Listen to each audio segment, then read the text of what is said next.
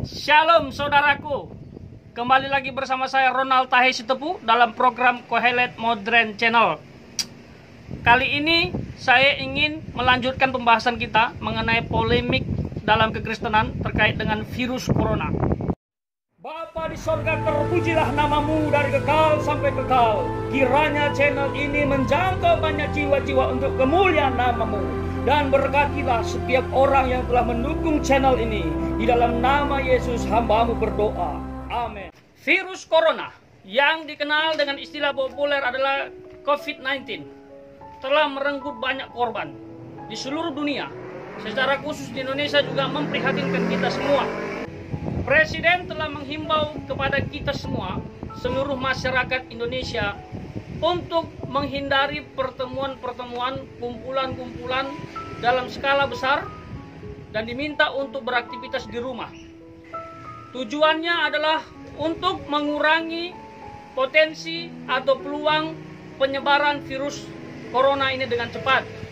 Oleh karenanya banyak orang yang keberatan dengan kebijakan ini.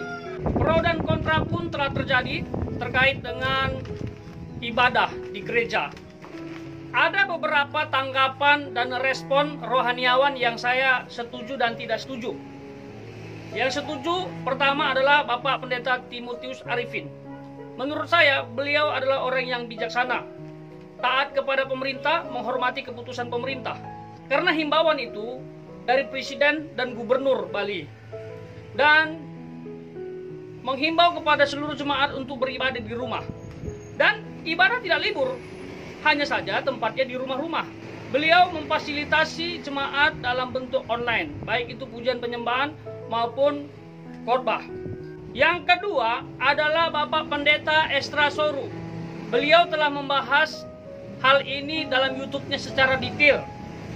Inti dari pembahasan beliau adalah orang yang beribadah di rumah adalah orang yang bijak. Dia menghindar dari bahaya dan tidak menunjukkan orang tersebut sebagai orang yang tidak beriman.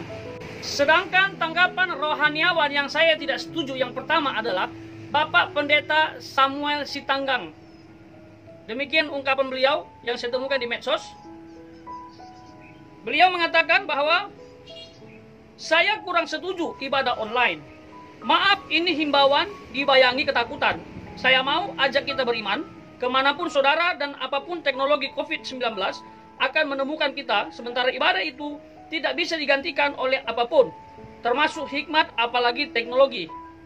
Jangan sampai COVID-19 ini menjadi tuan yang kamu takuti, akhirnya mengubur imanmu secara tidak langsung menyangkal Tuhanmu di hadapan COVID-19. Seperti itu. Allah Tuhan Yesus Kristus sifat naturalnya adalah persekutuan. Sebenarnya saya tidak setuju dengan istilah ibadah online.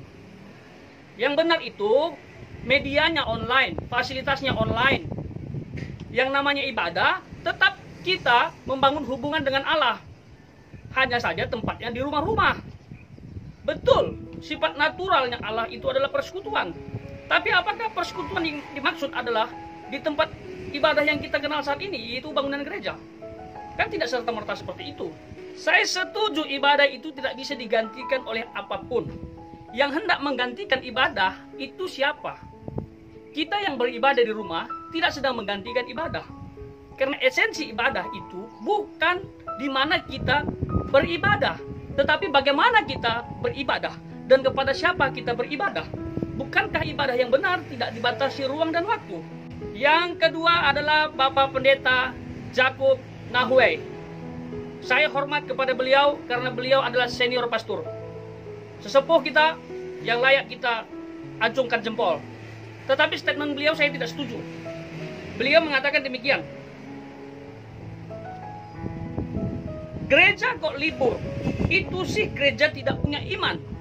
Menurut pandangan beliau, kalau gereja diliburkan, itu katanya tidak beriman.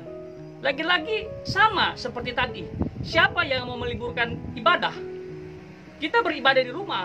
Kita tidak sedang libur. Tempatnya yang berbeda. Lalu ada statement beliau yang saya tidak setuju juga. Dia mengatakan gereja adalah sahabat orang beriman. Menurut saya kurang tepat. Yang benar itu adalah gereja adalah orang beriman itu sendiri. Karena gereja yang sesungguhnya adalah manusianya. Orang yang telah dipanggil Allah untuk menjadi penyembahnya. Itu gereja. Sekarang begini aja deh. Kita kembali ke Alkitab. Karena orang Kristen yang baik belajar Alkitab secara komprehensif. Apakah tindakan dan pendapatnya didukung oleh kebenaran firman Allah? Bagaimana pandangan firman Allah terkait dengan situasi ini atau keputusan orang percaya menghindar dari bahaya? Yang pertama, kita bisa belajar dari kehidupan Tuhan Yesus sendiri, yaitu Allah menjadi manusia datang ke muka bumi. Kita bisa lihat dalam Matius pasal yang kedua ayat yang ke-13.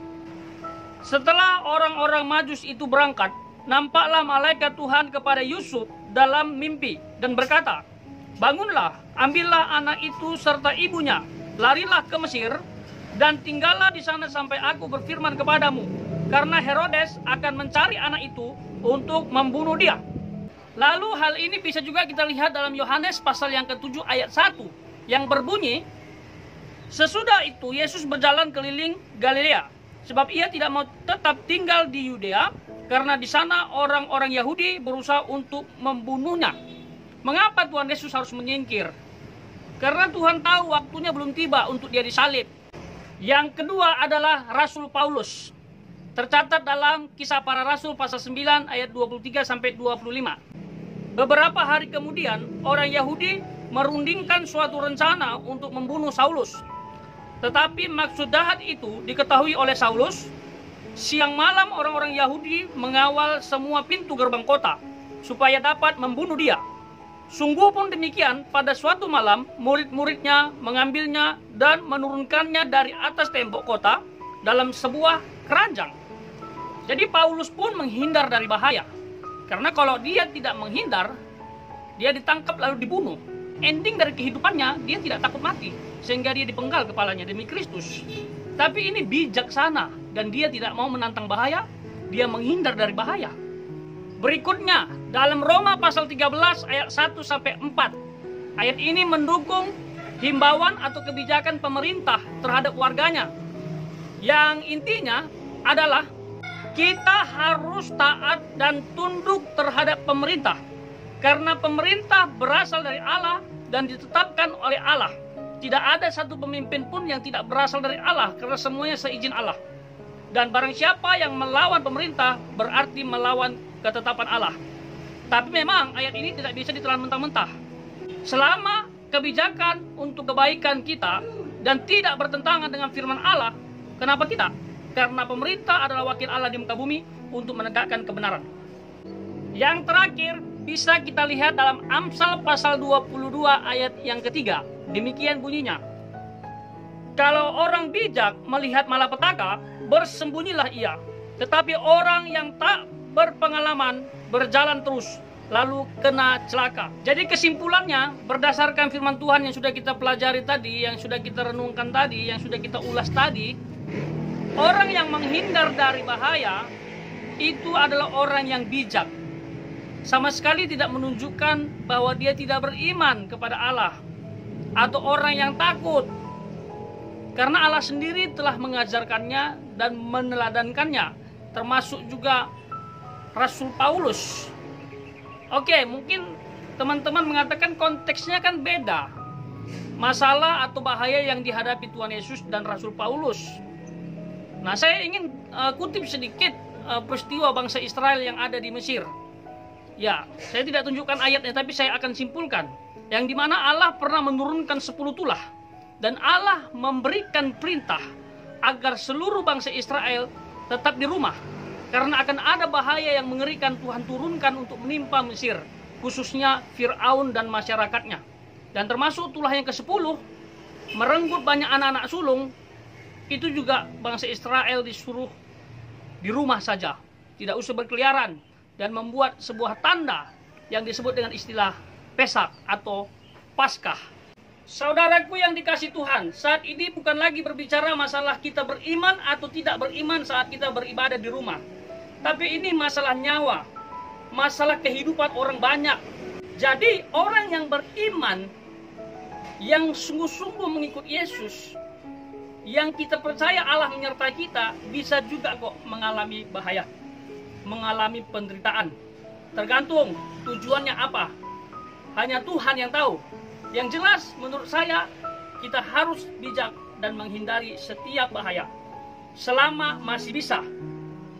Kecuali dalam konteks Tuhan yang suruh, ayo anakku ibadah saja, aku akan menyertaimu dan kamu tidak akan kena bahaya. Kalau Anda mendengarkan suara langsung seperti itu, silahkan, it's okay, no problem. Mungkin saudara akan berpikir bahwa kalau kita beriman pasti tidak akan kena karena Allah menyertai kita. Oke, saya akan tunjukkan beberapa orang Kristen yang kena. Misalnya seperti ini.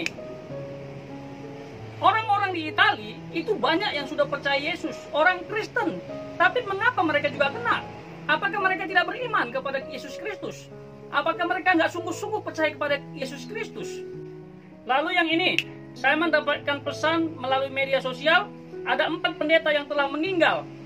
1 pendeta perempuan yang berasal dari Batam juga meninggal. Dan 45 jemaatnya saat ini dikarantina untuk dilakukan pemeriksaan apakah sudah terjangkit atau belum. Dan orang-orang ini pergi ke Bogor untuk mengikuti pertemuan sinode. Lalu setelah itu mereka pulang ke tempat mereka masing-masing, ternyata sudah ada virus di tubuh mereka. Lalu orang yang ada di sekitarnya kemungkinan saat ini sudah tertular. Apakah Bapak pendeta ini dan jemaat-jemaatnya tidak beriman? Penerapan praktis yang bisa kita lakukan, saudaraku, adalah mari kita dukung program pemerintah untuk beribadah di rumah-rumah, menghindari keramaian dalam skala besar supaya virus ini cepat berlalu. Mari kita menangis buat mereka yang telah gugur. Mari kita menangis buat mereka yang telah wafat, baik itu tenaga medis maupun warga sipil. Apakah perlu tambah lagi korban dengan alasan iman dan tidak beriman? Kalau virus corona ini lama berhenti, dampaknya akan semakin berbahaya, yaitu perekonomian Indonesia akan lebih banyak yang dirugikan. Namun kita berdoa supaya Tuhan betul-betul menunjukkan kuasa-Nya. Hal ini cepat berakhir dan kita bisa beraktivitas menyembah Allah dengan leluasa.